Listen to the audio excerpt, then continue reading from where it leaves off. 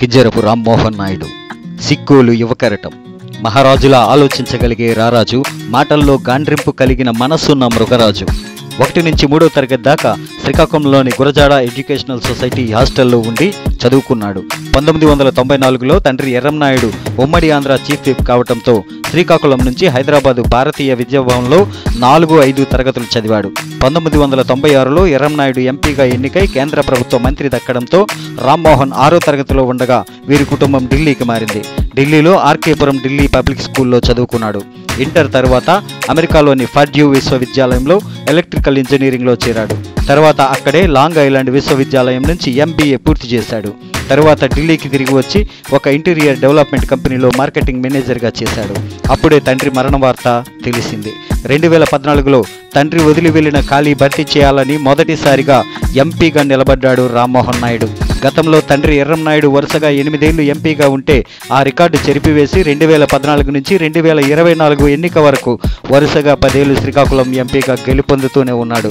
అంతేకాదు లోక్సభలో home affairs standing committee, consultative committee, పర్యాటక సాంస్కృతిక మంత్రిత్వ శాఖ, అధికార భాష, వెనుకబడిన తరగతుల సంక్షేమ కమిటీలలో కూడా సభ్యుడిగా ఉన్నాడు రామ్మోహన్ నాయుడు.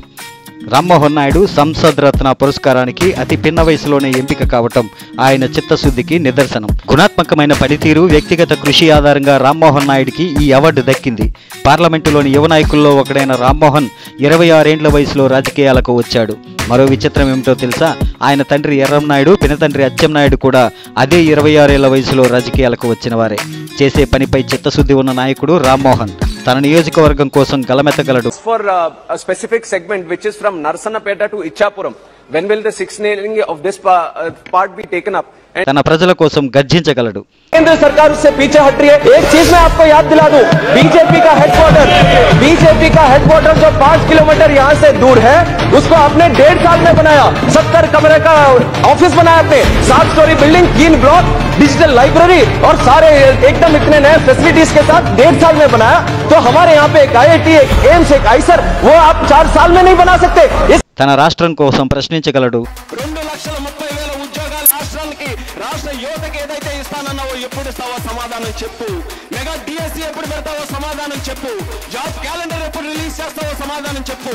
పోలవరం ఎప్పుడు పూర్తి చేస్తావో సమాధానం చెప్పు. లేకపోతే అమరావతి ఎప్పుడు చేస్తావో సమాధానం చెప్పు. స్టీల్ ప్లాంట్ ని ఏ రకంగా ప్రైవేటీకరణ జరగకుండా ఆపుతావో సమాధానం చెప్పు.